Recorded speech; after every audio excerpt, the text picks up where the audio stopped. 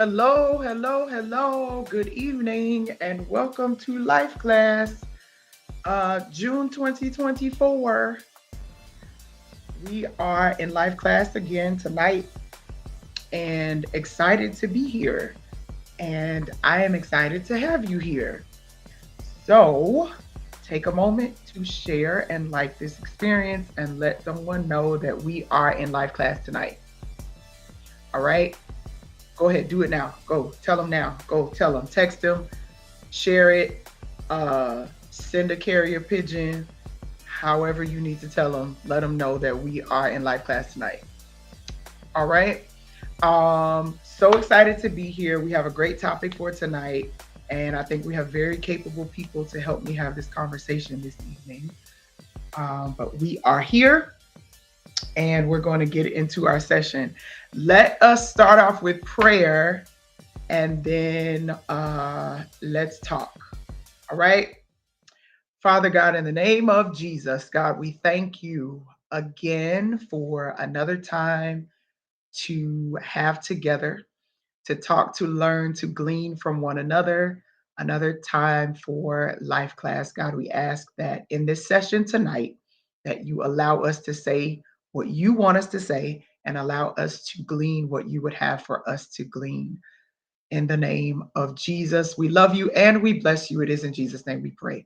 Amen. All right. Uh, we are here tonight in Life Class.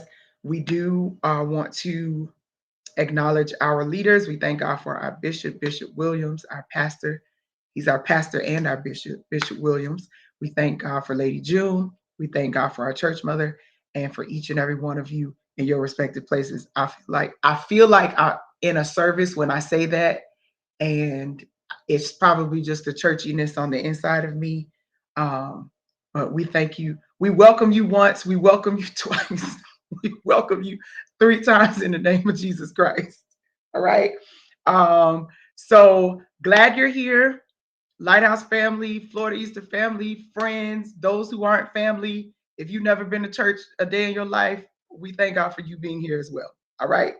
So I am going to bring our guest on at this time. The guests I have tonight, they need no introduction. They are family and familiar to probably each and every one of you that's watching. All right. So I have two very special guests with me tonight that are going to help me navigate this conversation. Our first guest is my brother that everyone thinks is my actual biological brother, and I think we've gotten to the point now where we just tell people he is because they don't believe when we say he's not. So I'm like, yeah, he's my brother. Yeah. All right. My first guest is the pastor extraordinaire. He's going to whoop me for saying that. Elder Larry Boylan Jr. Y'all bring him on the screen.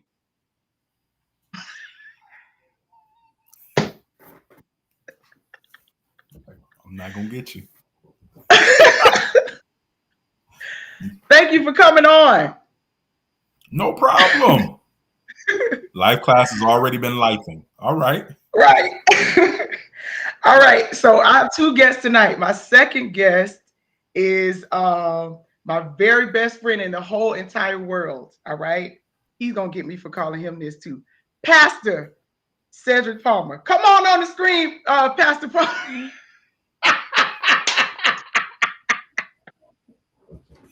Starting Oh off with the God. With the starting off with the shenanigans. oh, That's all right. We starting off with the shenanigans. all right. P That's all P is for pastor. Maybe Oh, another time right. Oh we'll my. explain what that's the inside joke, but maybe another time we'll explain the P is for pastor. All right. So glad to have you both here. We're gonna play Would You Rather first, and then we'll get into our our talk for tonight. Okay. all All right. right. Okay. First, would you rather? Would you rather steam come out of your ears like a train every time you're mad, or bark like a dog every time you're excited? Steam me. Steam me. I can't see myself barking. No. Steam me. Martin did it. Martin did do it, but I'm gonna go steam because Yeah, steam the me. places that I get excited, barking is not acceptable. This is a PG I show, start sir. barking at, I was gonna say church, but church people let that slide. Just all of a sudden start barking like a Rottweiler doing a praise break. A big dog. First of all, that wouldn't be far fetched at our church. Anyway, I was just gonna say, yeah, give me the steam. Give me the steam. Yeah, steam me. All right, I'll go with the steam too. The dog thing is weird. It's a little weird. Okay. Second one. Would you rather wear 3 hats all the time or never wear socks?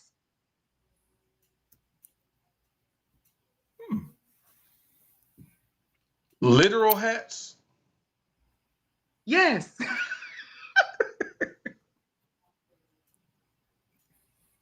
Okay. I'm gonna go. I'm gonna go to 3 hats because no socks, feet get sweaty and stink. Give me the hats. Yeah. Okay. You need socks. Okay, Sid. I might go with the hats too.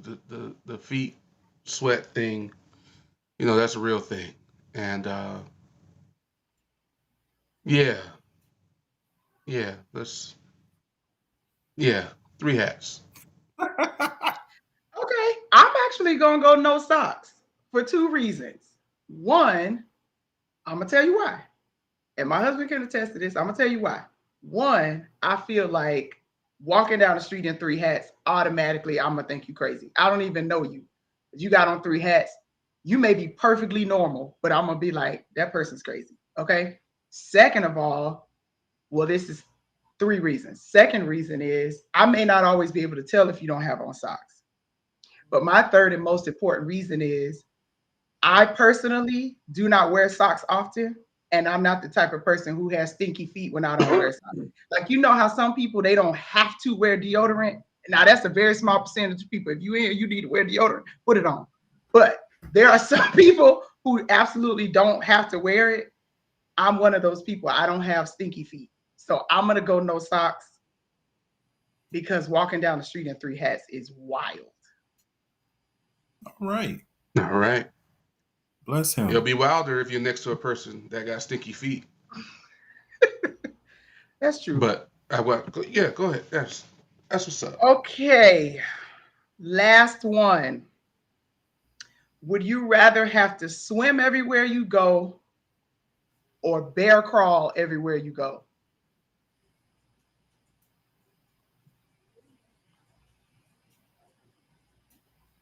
Bear crawl. I don't see how I'm going to get places that's not underwater by swimming. I don't. Yeah. Well, if you pick that one, magically the water It would be appears as it was in the days of Noah. So shall it be. Now we can't go to the lighthouse. All the equipment is wet and stuff, or maybe the water know. disappears when you arrive where you need to get to. Yeah. Yeah, it's magical water that doesn't Magical ruin water. things. And Yeah. You're like a saved version of Aquaman. All right. Come on. He might be saved. Oh. Anyway, no, he's not. So you're gonna bear crawl. I mean, if all the water disappears, I don't know. I'll try swimming. You thinking too hard about this. Is my life, saints of God. Okay. Yeah. Yeah. All right, Larry. And that's the short version. Giving us the short version. It's like 12 different variables in his head right now. Right. I'm going to take swimming everywhere because crawling everywhere sounds like it would be extremely, extremely long. So based on pace, I'm gonna pick swimming. And then the water magically disappears when I get there. That's So what's I up. had an answer. I think I'm going to change it based on what you just said because I hadn't even really considered speed, but I really think I could bear crawl faster than I can swim. And I can swim, but I think I could do the whole gorilla bear crawl thing faster than I can swim. I know I'm a guest on Life Class, but I think you should do it, and that should be the opening video for next Life Class. Man. Okay. I know those are weird. I didn't make them up, but you know, it's just for the hay of it. All right. All right. So listen, June is Men's Mental Health Month. Mm-hmm. And so tonight we're going to talk about men's mental health. All right. So those of you who are watching, if you're a woman, don't log off. If you have a husband or son or somebody, tell them we're in Life Class. We're talking about men's mental health tonight. All right. And if they aren't able to watch, share this with them afterwards so that they can go back and watch at their convenience because we want to have a good, thorough conversation about men's mental health. All right. So we're going to start with a few statistics that I gathered from on men's mental health. All right. I'm going to read through the first, I think, 4, and then I'm going to pause and ask you guys a couple questions. All right. So, 1 in 5 adults experience a mental health challenge each year. And over 6 million of those suffering from depression are men, and it's often left undiagnosed. And later we're going to talk about why that is. All right. So, these statistics obviously come from a poll of men, of just men. All right. 77% of the men that were polled have suffered from symptoms of mental health conditions such as anxiety, stress, or depression. 40% of those men have never spoken to anyone about mental health. 29% of them said that they were too embarrassed to speak about it. And 20% of them said that there's a negative stigma around the issue of mental health. I want to ask if you all feel like those statistics, just from your experience, not because you're doctors or anything like that, but just from your experience, if you feel like those statistics are pretty accurate. And that maybe some of those feelings and sentiments are shared with men that you know or in the male experience. And either of you can go first. Well, you go ahead, Pastor. See, that's gonna cause the mental health issue on Life Class. I'm not gonna do that. You know what? I think it's very accurate, and it's funny that this topic even came up because there's an individual based on my current assignment that we have been speaking about mental health. I'm saying it's accurate because when it comes to men with my experience, one of the most staggering statistics that you mentioned was the ones embarrassed to talk. And that is a core of it is because usually men, when we get with other men, we're trying to measure who is the alpha rather than trying to glean and gather and grow from the relationship. Most of the time, it's usually analyzing based on what we do, who we're connected with, our level of influence, who is going to be the dominant one. And women, from my experience, women don't really have this problem, but men do. And so once that barrier of who's in charge or who's the alpha of all that stuff that really don't matter, let me say it like that, is broken down, and then the bond of trust can be established, then the actual issues can actually flow. And I'm saying all this to say, I believe a lot of this resides in men not having the ability to trust as quickly as women do. And we have a whole bunch of variables for that. I read a while ago, and it's so true. When it comes to men, trust is earned in drops, but it's spilled out in buckets. Because it takes us such, in general, a while to get vulnerable, not only with other men, but even in our own relationship with our spouses. Because of the stigmas, the projections of what a man should be versus what the Bible has called him to be. And when we're vulnerable with the wrong person, it actually reinforces why we weren't vulnerable to begin with. And so now, instead of finding a different channel to pour out to, we build the wall even higher. And so I said that to say, I'm actually dealing with someone in that right now, in that vein, because they've been burnt so many times by other men for various reasons and motives. The wall is slowly trying to chip away, but it's going to take some time. And I believe that's one of the reasons why. I feel like I did way too much talking there, but go ahead, Sid. I think that was perfect. Yeah, that Such was a good. leader. Such a leader. So I think that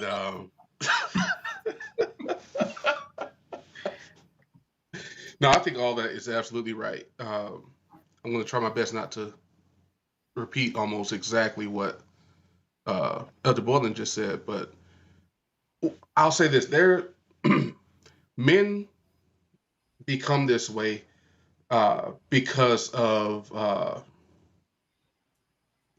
how do I want to word it? Some of it is propensity, some of it is perception or perspective, inward self perspective, and others are patterns or parameters. And so when it comes to propensity, we as men have the innate uh, feeling of trying to be somewhat of a dominant person, uh, as well as we have this innate ability or desire to fix or to correct or to be an answer. That's just innate in us. We have the propensity to always be the one that can try to fix stuff and take care of stuff. It's in us. As far as the perception or perspective, whatever we didn't get within ourselves, we get it through, uh, let's say, parents.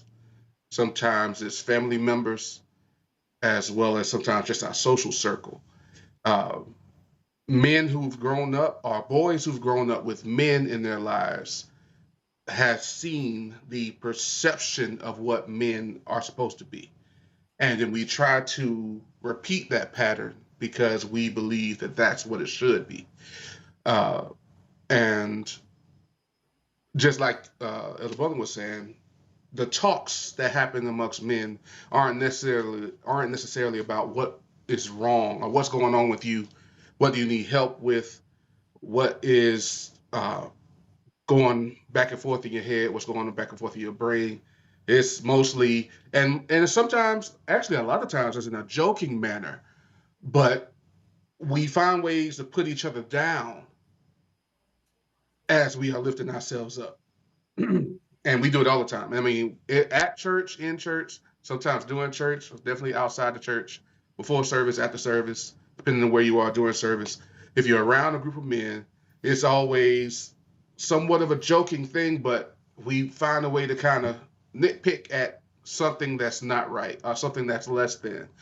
And we, in a sense, we kind of tear each other down, whether it's on purpose or intentional, or it's just by the sake of the back and forth that we do as men. Right. And so it's very difficult for you to go to those same men and say, hey, I'm struggling and this is what's going on, because we don't want to give ammunition to the people who we're already going back and forth with.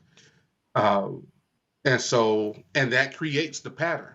where we always have to make sure that we keep up the this statue that we're trying to show, or this presentation. Our display has to stay strong, has to stay together. And the problem with that is we don't realize how damaging it is to us internally until it shows up externally. So I'll stop there. Okay, so that was good. You guys actually made me think about a question that I didn't have before now, um, which is a lot of what is the perception or the thought processes of men stems from being given identity or the lack thereof.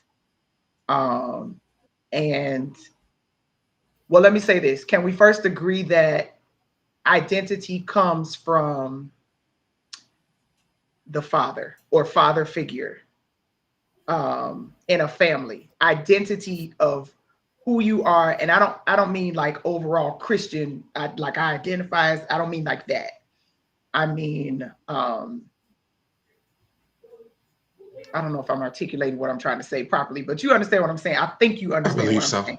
Identity, I, right? So I get you. go ahead. So, No. um, you good? Yeah. Oh, so with that, I think that is what kind of shapes our or men's perceptions. It shapes their thought processes. It shapes how they perceive and how they navigate through not just life, but how they view mental health, whether they have the language for it or not. Because a lot of times we don't have language for what it is that we are going through or what it is we're experiencing. We experience it, but we don't know what it is, what it means, what it looks like. Actually, reposted a video today of someone saying therapy drastically enhanced their prayer life because it gave them language to what to combat in the spirit, right? Mm-hmm. So I'm experiencing depression, but I didn't know that's what it was. So when therapy told me that's Mm-hmm. what it was, now I can take that back to my prayer closet and effectively combat depression because I have language for it now. Right. So I think a lot of times the identity that's given or lack thereof shapes how we view what we're experiencing and what is happening around us. If I can, Um, real sure. quickly, just on that, I want to say that it should be passed down. Identity should be passed down from the father. But what's easier to pass down is functionality, not identity. And so Mhm, I teach you how to function as a man, but I haven't taught you to discover the identity of a man. mhm, And that only can carry you so much because the challenge comes then if you no longer can function how you taught, then you don't recognize yourself as a man. If I'm no mm, longer being recognized, if I'm taught to function as a provider, and mhm, whatever has restricted me from being that provider, the functionality of what I was taught to be has gone. Now I can't mhm, associate myself with the identity of being a man. Truth of the matter is, I was taught a facet of a man, but not truly the identity. mhm, And so I think, especially nowadays, that is what we're running into for multiple reasons. Because the playing field is with genders are slowly evening out, where males are not the dominant working class anymore. It's females. mhm, Females are mhm, predominantly, based on many statistics, are being in higher positions because they're more educated than men in general. And so now the man that has passed down that functionality is losing himself. But truth of the matter is, he never discovered who he truly was. He only mhm. discovered the functionality that was passed down and not the identity. And that's all I want to say. No, that's good. That's good. And then sometimes, go ahead, Vic. Well, I just want to piggyback on that. One of the things that we don't realize is that that functionality that's passed down, that's not even the fullness of the functionality. Not only do we learn the fraction of a man because we only deal with functionality as men, but we only deal with the fraction of that functionality. So what Mhm. I mean by that, I'll use the exact word that he used. We put a lot of emphasis on men being providers, but we focus that on going out, working, making money, bringing it back in, so now that everyone can eat or everyone can be clothed. And we haven't learned that that word in its full functionality is so far beyond making ends meet. Mhm. But it would require more from us as men to really focus on how we can provide for our family and what needs a family needs, as opposed to just making sure that their bellies are full and that they have clothes on their back. And so we have a really bad problem with not just showing you function, but showing you just the function that I know. And then to kind of present it as that's what it is, and so we don't learn its full definition. We just deal with how it's being taught, not even just the what, but how. And that we make that the thing. So once anything bumps up against it or breaks it open, now we have nothing to work with. Hmm. So I knew this was going to get interesting. So let me tell you where my brain went after both of you guys' comments. So a lot of times we do this, and this isn't just related to mental health, but this is across many areas of life, and this is men and women. We experience certain things in childhood or child rearing growing up, and we either subconsciously or consciously say, when I become an adult, I'm going to do the complete opposite, or I'm not going to treat my children this way, or I'm Right. never going to church again because I was in church every night of the week, or whatever it is, right? And we use that as the driving force to be the complete opposite of what we saw, when even if the complete opposite of what you saw is a good thing, the motive behind it is still unhealthy, right? So we have to ask God as well to help us with our motives and to because that motive doesn't help us seek identity. It just helps us to seek the opposite of our ick,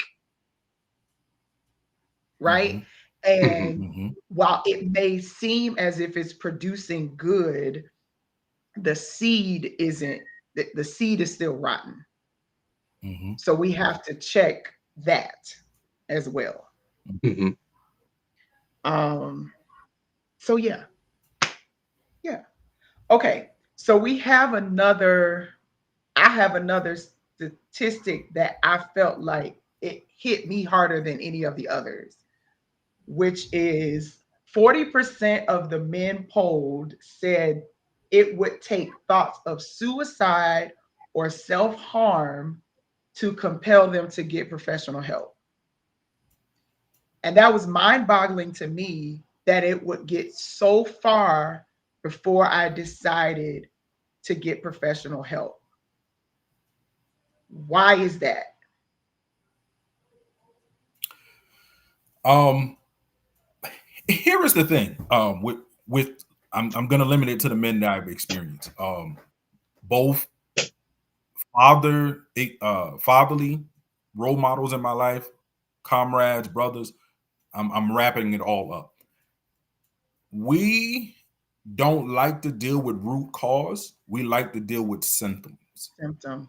And if we can stop the symptom, we don't further investigate to see what caused that symptom. I was just literally dealing with this. I'm gonna go Bible. The woman with the issue of blood, um, it her issue of her bleeding was a symptom to something else, Mm-hmm.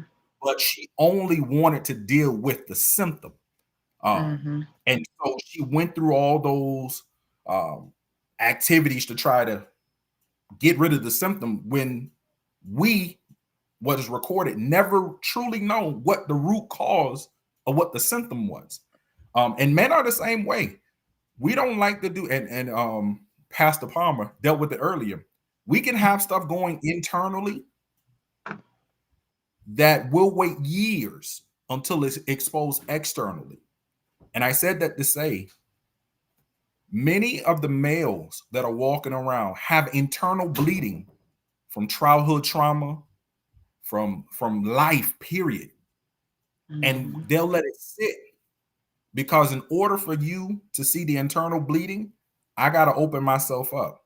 And if I open myself up, then I've given you, in my projection, the upper hand on me because I'm allowing you into a space that I normally don't allow people.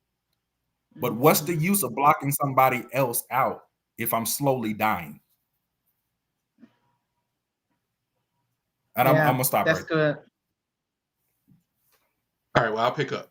So when it comes to childhood trauma, Jazz, you've said this before, and we talk about this very often, about people in general are as old as their last trauma. Yeah, Or their even their biggest, first trauma, or their trauma. biggest trauma. Their biggest trauma. And this is the thing about this, is that a lot of these men are just older boys, and mentally. And the problem with that is men who already have that propensity of trying to be that alpha or to show that they're better than others, we have a problem with comparing ourselves to others, whether we want to say it out loud or not. And when we see people that are our age and sometimes even younger than us, that's doing so much better than us, it does something to us. It cripples us a lot of times mentally, because psychologically, this should not be where I am. And I should not be at this particular place. I actually looked up a couple of other statistics while you were talking about suicide. Let me first say this. You said that it was 40% that said that they would wait. That's 40% would actually say something. That's what you said. This is what caught me about that. That's just the percentage of those who will say something. Of that other 60%, there is a percentage of that who will take matters into their own hands before someone can recognize it. We don't realize how, this is one statistic I found. Between men and women, men are 4 more times likely to die by suicide. 4 times more likely to die by suicide. There was another one that I thought was interesting. When it comes to workplace deaths, if y'all know what that means, workplace deaths, 92% of workplace deaths are caused by men. 92. That's almost the entirety of when it happens. It's happening by men. Sometimes the break that took place, or the trauma that took place by this 12-year-old boy, because it was never handled, never taken care of, never talked about, there was no type of community situation. There's no place where I can unload and just let this go. We have these 12-year-olds that's now 45 trying to work and operate, talk, live, function amongst other 45-year-olds. And when they don't fit the bill, a lot of these 12-year-olds feels like it's best to just remove myself at 45, because nobody cares about me anyway. Nobody's thinking about me anyway. Nobody sees what I'm going through. Nobody knows what I'm going through. And though I'm not saying it, I receive it as no one cares. I'm not saying it out loud looking for help, but I receive it as no one cares because no one's coming to me. So it's easier for me to just let this go. And there are a lot more men that are dealing with this than we know. And if I can chime in very quickly here, Um, Mhm. since we're talking about childhood trauma, even majority of the time or most of the time in a lot of homes, sociologically and psychological development for a male child is actually done in silence, Mhm. where females are validated based on what comes out of their mouth. Oftentimes, and this is something that is projected in some homes, that the whole no talking back situation, and to each his own, let me say it like that. One caveat of that is, if you keep telling a child no talking back and never define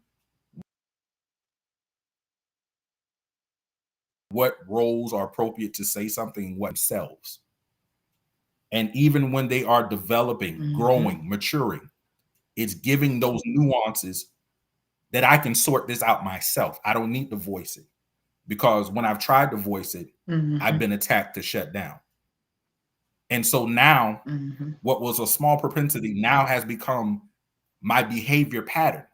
And so now, as said, I'm a 45-year adult with a 12-year mindset that anytime I feel indifferent, feel angry, feel confrontational, rather than expressing it, I hold it inside and sort those thoughts out within.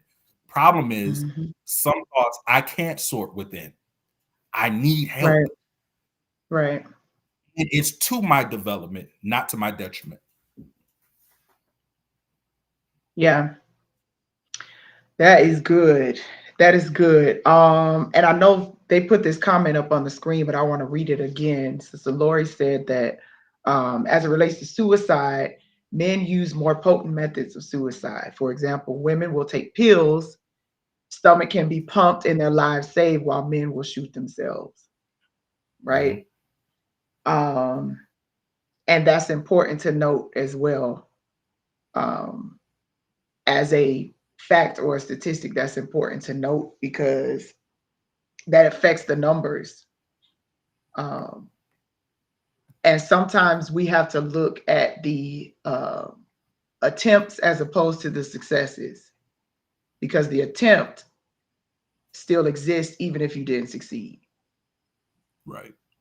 right? Right.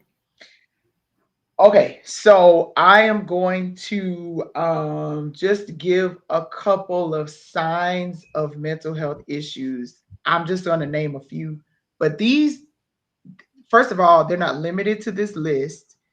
And I just want to give a few just to give some of us an idea. Sometimes we experience things mentally, and sometimes we experience things physically and don't know that it's related to mental health, right? So, Elder Boylan already talked about earlier finding the root cause of something. You having perpetual stomach aches could be an emotional problem. It may not just be you have IBS. It could be you're always worried, so it shows up in your digestive system, or what have you. So just a few signs of mental health issues. All right. Persistent sense of worry, having problems sleeping, anger and irritability. Irritability. I said that right, right? Yes. Working Mhm. obsessively, okay, could be a sign of a mental health issue. Withdrawing from your friends and family, and symptoms, physical symptoms like shortness of breath and headaches. Those can be some of the signs of mental health issues. Mhm. And I'm an advocate. Everybody who knows me already knows this. I'm an advocate for going to the doctor for your physical health as well as your mental health.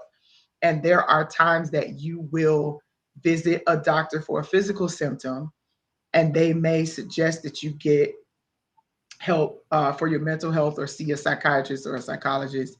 Because while we can address the symptoms, like Elder Borland said, you need to get to the root of what the problem is, and the root isn't physical. The root can be emotional or mental. Absolutely. All right. Um, okay. So let's I think we talked about these already, which are some of the reasons why men don't like to talk about it. You know, they don't want to appear weak. There's a negative stigma around it. This is a big one, not wanting to burden anyone. And this goes back to when you were talking about said men being innate fixers. So if I'm supposed to be the one to fix the problem, I shouldn't be bringing problems, or I shouldn't be having problems, because if I'm the one who's supposed to fix them, why can't I fix my own problem? Right? So that is a big one, not wishing to burden someone else, not just because I'm seeming weak, but because I'm supposed to be the one who has all the answers. Nobody has all the answers. I don't care who you are. I don't care if you Bishop Jakes. I love Bishop Jakes. Nobody has all the answers, right? Right. So there's a point in time where all of us are going to need some help, some form of help. And Mm-hmm. I'm not always saying it has to be a therapist, but we'll talk about this. But some of the things you can do is, you know, finding someone to talk to, finding someone to kind of release with, or, you know, finding that person that you know you can speak to and it won't go anywhere. All right. And that doesn't always have to be your pastor. It could be, Right. but it doesn't have to be. Sometimes even pastors are not equipped to have the type of conversations that need to be had with you and for your particular situation. So don't be afraid to ask for help. And that is much easier said than done, even for women. And women is me. Don't be afraid to ask for help. Let someone know that you are struggling in a particular area, or you're in a season of being overwhelmed, right? Because Mm-hmm. sometimes life itself can just overwhelm you. And if you're in a season of being overwhelmed, don't be afraid to reach out, talk to somebody. Um, and then there are other things that we know that we should do, that a lot of times in our particular community we don't like to do, which is exercise and eat right. And Mm-hmm. that affects a lot more than we think, right? Physical activity and your diet affects a lot more than you think. And that can have a huge impact on your mental health. All right, we got a question. Question: does being vulnerable play a part in any of this? I think being vulnerable is not just playing a part. I think being vulnerable is the whole game. Because if we're not willing to open up and be vulnerable, you cannot heal what you won't reveal, right?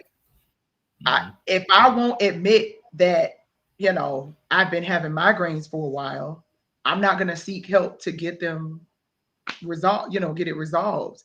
And that's the same thing for your emotional and mental health as well. Being vulnerable plays a huge part. But a lot of times in our community as well, we're taught that being vulnerable is a weakness. So if I show how I feel, or if I share how I feel, or even me feeling a way, period, not just what the feeling is, but having a feeling means that's weakness. Or like, what's wrong with you? Tough it up. You still crying over that? You know, whatever the response is. But I think we have to recondition our minds, and I'm going to stop talking so you guys can chime in on the question as well. But I think we have to recondition our minds to look at vulnerability as a um, not as a weakness and not as a weapon, but use your vulnerability to your advantage so you can heal. That's really what I'm trying to say. Mm-hmm. Okay. I got a lot to say, but I'm trying to figure out how to throw it in real fast. Um, so I do agree that vulnerability plays a part, if it's not the entirety of the part, but I think it looks different in different facets. Um, you were saying a moment ago, Jazz, that uh, that we're not taught that vulnerability. We're not taught vulnerability, Mm-hmm. uh, or how to be vulnerable. I think that's how you said it. We're not taught how to Mm-hmm. be vulnerable. But I think uh, some things that we say, like what you were just saying, like toughen up, why you crying, this stuff like that. More specifically, we're taught that vulnerability is not an option Mm. Okay. without saying it.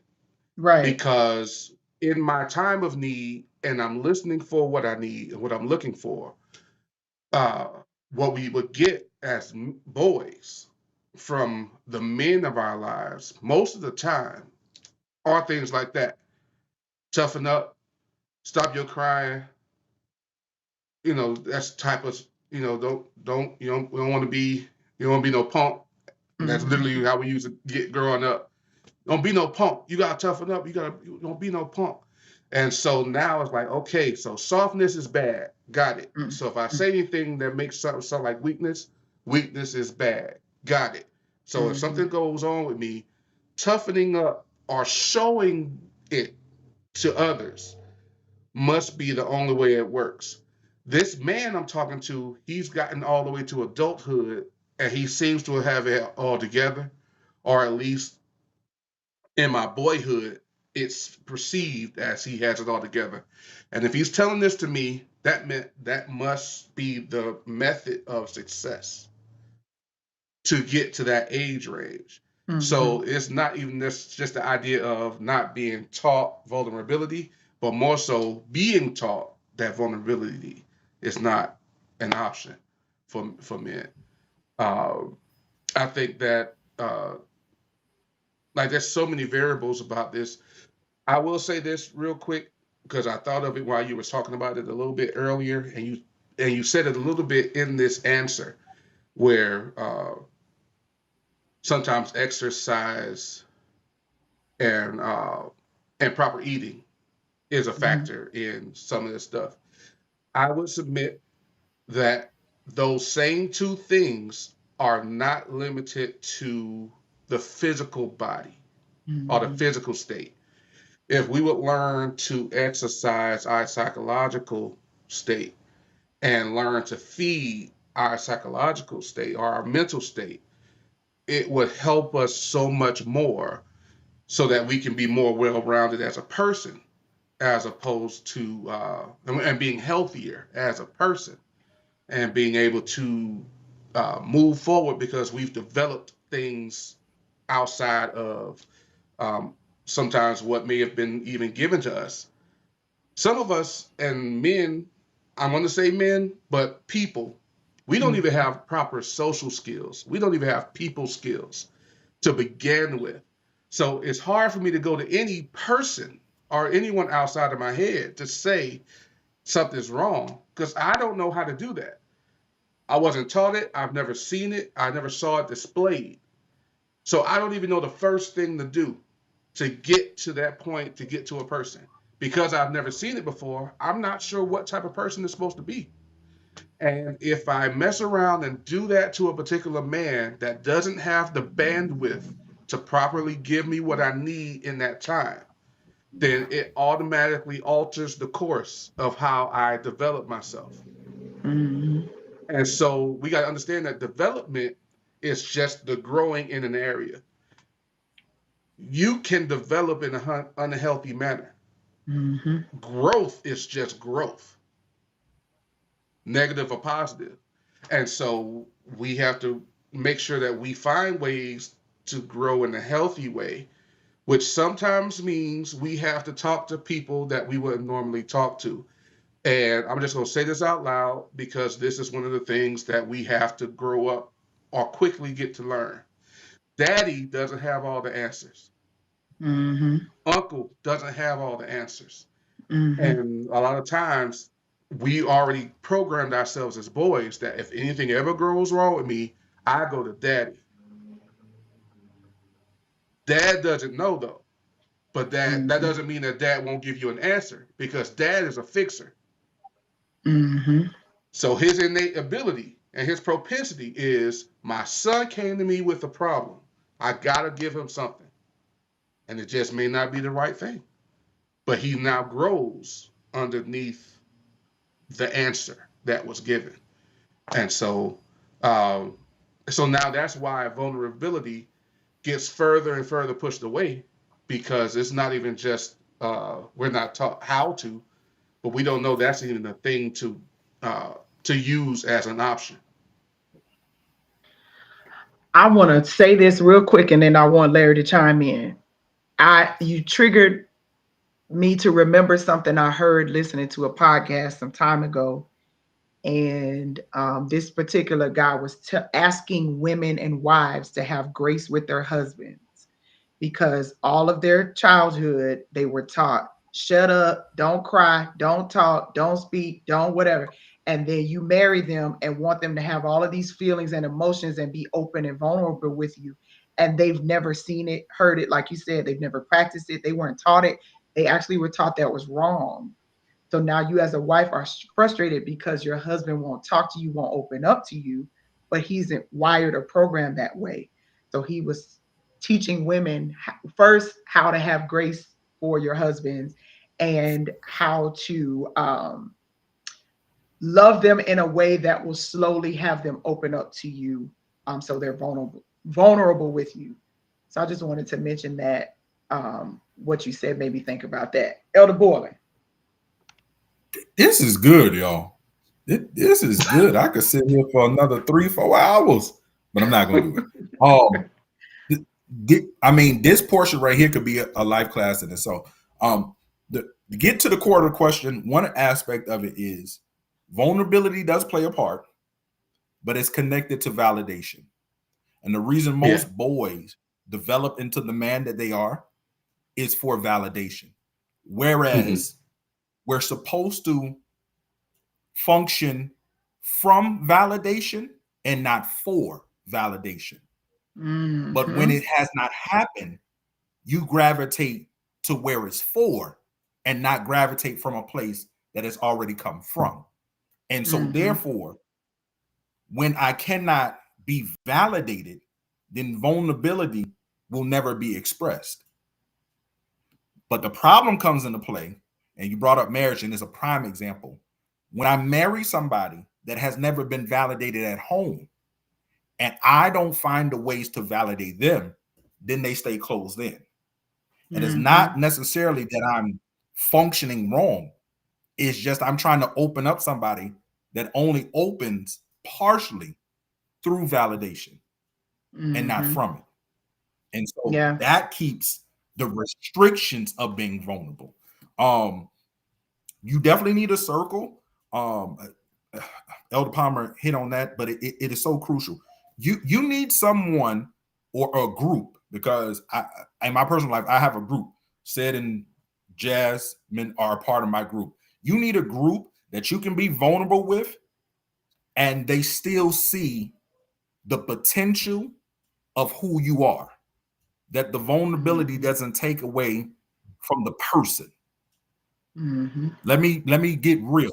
The mistake, the issue does not take away from who God has created the person to be. And many times, people in general, just not men, are not vulnerable because they're scared of tarnishing a certain image.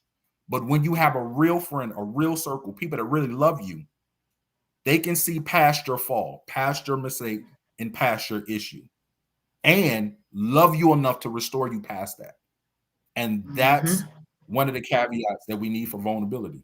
And then I think the last thing, and I'm done, is accountability to ourselves, self-examination.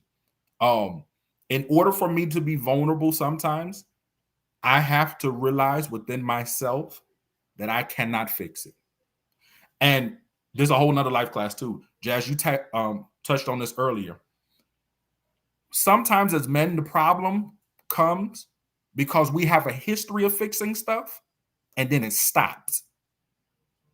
So I got 10 years that proves that I have the answer. I have fruit from it.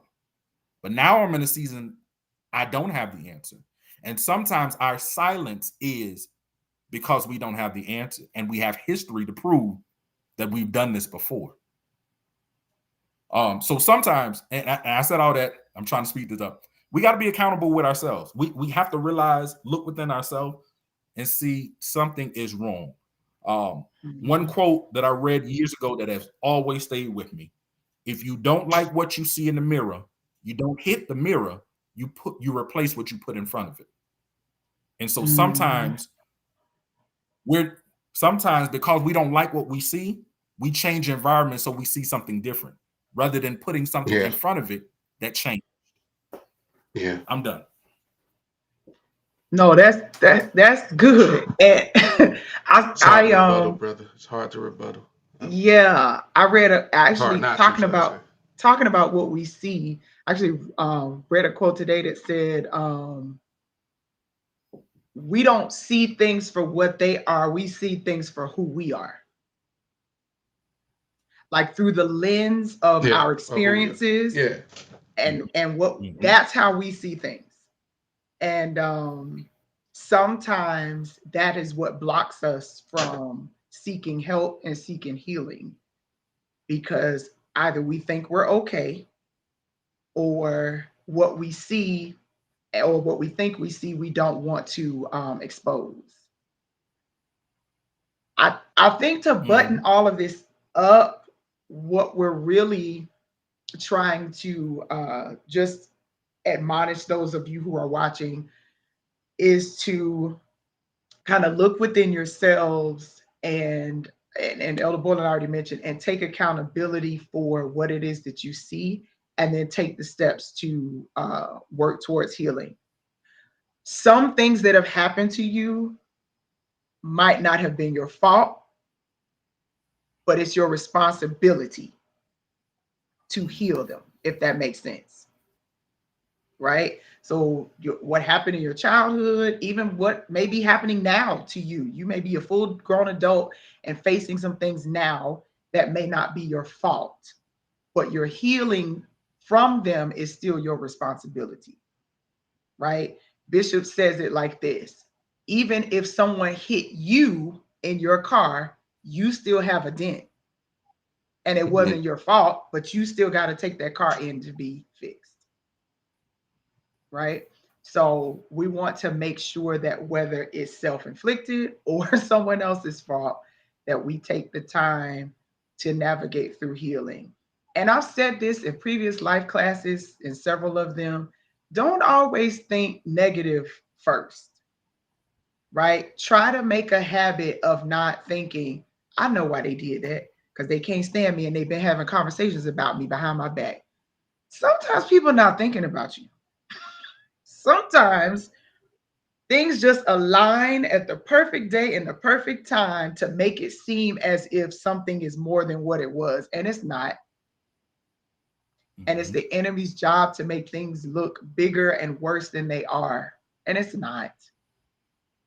Right? So we want to make sure that we are doing our part, and you got to make sure you're doing your part too, so that in your scope of influence, you are not infiltrating that with negative thoughts and perceptions as well, right? Because you can pass those on to children and nieces and nephews and brothers and sisters, and even as grown people, I know that I still have people who lean on my word and what I say.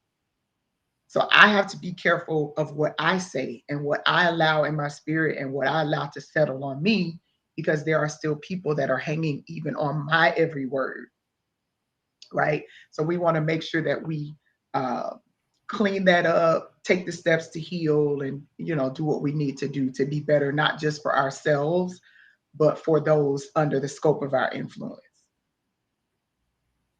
Yeah. All right. Anything else, gentlemen? This was great. I mean, there's a whole bunch else, but we know that we only have there's a lot of time to talk about it. We could Yeah. have taken Mm-hmm. any of these things and then did a whole life class on just a few of those on its own. But yeah, this was good. This was good. Mm, all right. I'll just say a couple things just to make sure I say it out loud.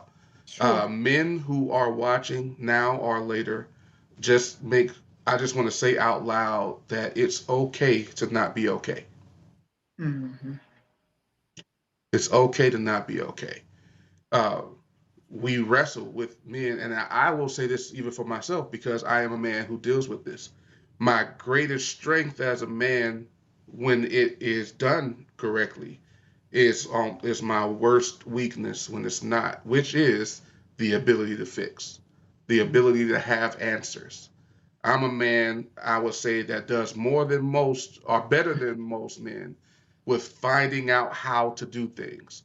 All right. I've created things, I've built things, I've made things, I do things. There are certain things now that I get paid to do because I just needed to find the answer when I knew that there was a problem. Mm-hmm. It wasn't because I tried to be that, it was me being a man and looking for an answer. And it's always great when you can get the answer and do it correctly. And that's Mm-hmm. why my greatest strength, but it's also such a debilitating feeling to not be able to have that answer. When you're saying to yourself, how do I fix this? How do I go on? How do I take care of this? Because we don't look at ourselves as men who have families. We look at it from the function of this isn't just about me. This is about how do I, like, I have a wife to care about, I have kids to care about. Depending on how far you want to go with this as a man, I'm an elder in the church. I got church people that's looking up to me. If you're a pastor or a superintendent, I have people who are looking up to me, and I don't have the answer to this. I want to say to all of you men who may be dealing with that or feeling like that for any reason whatsoever, it's okay. Mm-hmm. Be honest with yourself first to say that I have this problem. And then we need to be able to say, now that I can honestly say I have this problem, now let me take the proper steps outside of myself to try to get it fixed. If I was able to fix it myself, it would be fixed. I wouldn't be in this debilitative state.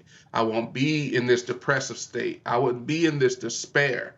And a lot of us men, we are hurting on the inside only because we're not willing to speak to someone on the outside. I admonish and encourage you to go find someone or ones, plural, to try to get an answer to the things that you couldn't find an answer for. And although it may be a big deal for you, it could be something that is extremely possible and capable to be handled as soon as you go to someone else. And everybody won't have the answers, but I will say that the more you reach out to the proper people, the better chance you have of being a better person yourself. So I'll leave that. Well, I know we're closing. A lot of things are popping into my head right now. So one is be what you want to see, right? Because even while looking for someone to confide in and all of that, be someone that someone else can confide in, right? Meaning, don't be gossiping, talking about other people's business, carrying it other places, whatever, right? Hmm. So be what it is you want to see. The other part to it is talking about it does help. Um, I have a perspective on this particular scripture that I know sometimes people don't think about, but we overcome by the blood of the Lamb and the word of our Yeah. testimony, right? But Yeah. testimonies aren't always given when God has completed the work or done what it is that you're expecting Him to do. Sometimes the testimony is, I'm still going through this, but He's sustaining me, right? But the more you get it off of you and talk to someone who can actually handle it, that's the word of your testimony, and you're continuously overcoming, even if it's little by little, right? So you want to make sure that you are releasing to someone and to Him, right? Don't just vent to people. Go to God, cast your cares on Him. He can handle it, right? Sometimes you may call Mhm. me, I may not be in the mental space to even handle your stuff because I'm going through my own stuff. And then sometimes what we do is we skip clean past him and just start calling people. I just need somebody to talk to. Well, did you talk to him first? Right? So make sure you're actually speaking to him and using the word. And we didn't get to this, but I even had some biblical examples of people that faced mental health issues in the Bible. Like sometimes we like to say, well, I don't want to talk about it. I don't want to do that because I can't find that in the word. You can't find it because you're not looking for it. There are so many examples of those in the word that also face depression and what have you, anxiety Yeah. within their situations. So find what you're looking for in the word so that you can be strengthened by how they overcame as well, and know that God's got me and God can do this. Right? It's really rough right now, and I'm in the middle of it, so I feel helpless, but I'm not hopeless while I'm in the middle of it. Can I do an addendum to that? Just to be, Sure. you definitely go to God, and you should absolutely depend on God. But let me say out loud, He may have created your answer in the form of a person. And so I just want to say, because a lot of times, since this is a Christian panel, this is church people talking. We as church people have the problem with the believing that if God can't do it himself, it can't be done, which Mm-hmm. means God has to heal me in the way I want him to heal me. Mm-hmm. I want God to fix me the way I want God to fix me. And if he can't give it to me my way, then it can't be fixed. And he can absolutely have everything you need bottled up in Dr. So and so or brother or sister so and so. I just want to say that out loud because I just don't want us to feel like uh, I don't want us to feel like God isn't an option. And I also, that's true. It might be someone you don't like. I don't want to make it seem like that God isn't an option, but I also don't want it to seem like God has to be the only option. And I'm using my words very carefully like that. We don't want to make it seem like God has to be the only option.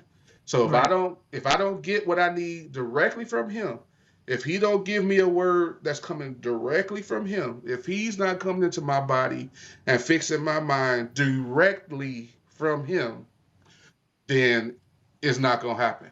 Because we know that he can do all things. We know that he can heal all things. So he can heal this problem with my mind. He can heal this situation. He can take care of all that stuff. And he absolutely can. But he also creates systems where things can be taken care of with the people that he's imparted the information necessary so that you can get what you need. Just like when you have a problem with a physical pain or a brokenness in your arm or leg, you can go to God. He can absolutely heal it. He's done it before. I believe he's going to keep doing it. But You better go get a take cat. your take yourself to a doctor so that that person, because he has imparted the information into a person that can help realign and set you straight. Shall men give unto your bosom? Yeah. And so I just want to make Men. sure that we understand the importance and potency of God, but the perspective of what he has implemented and put in place already that could also be your help and your fix.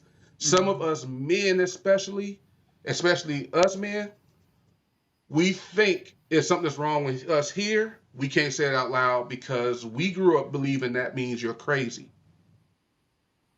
or something is wrong with you and you don't want to be Mhm. perceived as the crazy guy or you don't want to be perceived as the whatever. We don't want people to know that we're going to counselors and we're going to therapists because that means something is absolutely wrong with us. But we don't find that same disdain by people who Mhm. said, I had to go get a cast on my arm, I had to go get a cast on my leg, or I got to go get a brace for my neck. We think, oh, that was a good idea. I'm glad you got that because you wanted to be aligned right and taken care of. Just please understand. I know I took longer than I wanted to in just throwing this addendum together, but just make sure that you understand God can do all things, but some things He's already done in the form of a person. All right. Yep. That's good. So I just wanted to make sure we don't erase one side for, Mm-hmm. and we don't get to choose. Oh yeah, that's good right there. We don't get to choose how we get healed. We don't get to choose how we become whole. And we can't throw away or shouldn't throw away one side because that's the other side is what I prefer. So, all right.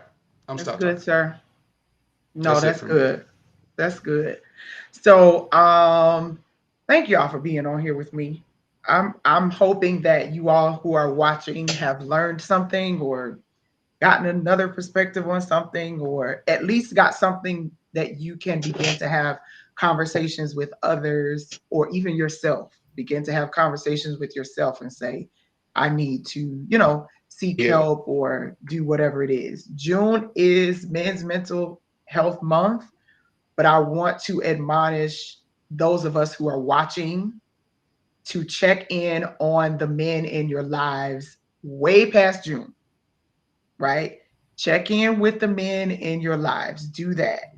And as much as it comes to mind, I try to do that, with my brothers and my husband, my dad, checking in, making sure, are you guys okay? You need anything? What can I pray for with you this week? That type of thing. Check in with them, and make sure that they feel like they also have a soft place to land. All right. So this was good. So listen, we'll be back for life class next month on July 24th at 7 p.m. We'll be right back here with another great topic and another great guest. I want to remind the Lighthouse family that we don't have service on Sunday morning. So we won't be in worship, but yeah, we won't have service. Can you believe it? So spend that time with your family and friends and do something fun. Go to the water park. But Sunday is Lady June's birthday. So I want to say happy birthday to Lady June. Oh yes. June 30th is Happy Lady birthday. June. Yeah, so happy birthday to Lady June. We won't physically be in the building, but we want to make sure that we say happy birthday to her. All right. And then, of course, before we close, we are the Church of God in Christ, and we're going to ask you to give. So the ways to give on the bottom of your screen, and we want to extend the opportunity for you to share with us tonight. All right.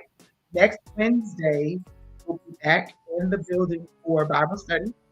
So we'll see you all next Wednesday back in the building for Bible study. And then, like I stated, we'll be back next fourth Wednesday for life class. All right. So at the bottom of your screen, if you don't mind sharing a seed with us tonight, sowing into this ministry and into this life class setting so we can keep things like this going, we would definitely appreciate that. Thank you all for joining us. Of course, I love you both. Thank you all both for being here with me tonight. Love you too, Jazz. And we'll see you all next month. Now how am I supposed to tell her I love her after that? Well, you her brother. I mean, apparently, brotherly love. Love amongst siblings. Yeah. But after you show your love, that's it. That's it. The W ain't for Wayne no more. It's for Williams. There I go. That was a double conundrum that you just did, and I'm gonna leave it alone. Yeah, you got it. All righty. Y'all have a great evening. Thank you for being here, and we'll see you next month.